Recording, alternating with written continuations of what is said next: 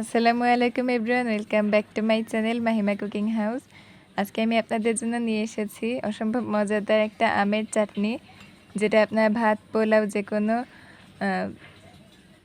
যে কোনো খাবারের সঙ্গে আপনারা খেতে পারবেন। বাইরে থেকে এসব ভেজালযুক্ত আচার যদি আপনার না কিনে ঘরে যদি এইভাবে সহজ পদ্ধতিতে বানিয়ে নেন, তাহলে কিন্তু আপনাদের বাইরের পোকাযুক্ত ভেজালযুক্ত আচার কিনে খেতে হয় না।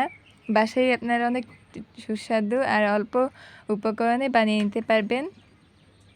সো চলুন এখন আমরা মূল রেসিপিতে চলে যাচ্ছি। প্রথমে আমি এখানে আম কেটে নিয়েছিলাম, একটু হালকা পাকা আম। এখন আমি এখানে পরিমাণ মতো পানি আর লবণ দিয়ে একটু জাল করে নিচ্ছি।